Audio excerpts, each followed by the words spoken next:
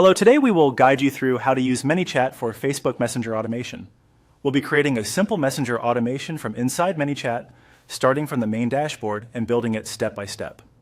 If you're new to ManyChat, this process is a great introduction because it shows you how to begin an automation from scratch and set up the basic structure for a messenger flow.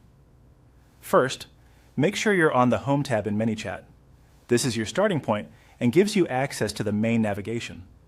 From there, look to the menu on the left side of the screen and click on Automation.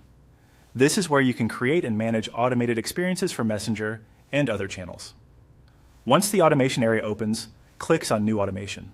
This begins the setup process for a brand new workflow. When the available options appear, choose Start from Scratch. This is useful when you want full control over the automation instead of using a pre-built template. Next, click on New Trigger. The trigger is what starts the automation, so this step is important because it defines how a user enters the flow. After that, select Messenger Message. This tells ManyChat that the automation should begin when a message is received through Facebook Messenger. Now click into the Enter Sample Message field. Here you can type a sample incoming message that will activate the automation. This helps ManyChat understand what kind of message should trigger the flow. When entering your example, keep it simple and relevant to the interaction you want to automate. After setting the sample message, click on +Add button to add the next action or response element. This is where you start shaping the user experience after the trigger occurs. In the options that appear, click on Messenger.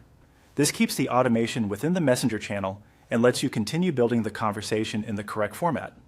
Finally, click on Done to confirm your setup. At this point, you've created the foundation of a Facebook Messenger automation in ManyChat.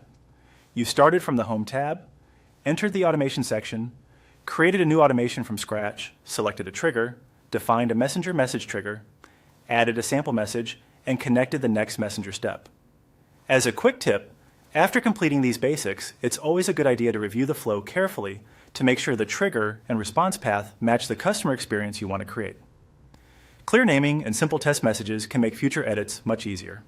That's it for this walkthrough on using ManyChat for Facebook Messenger automation.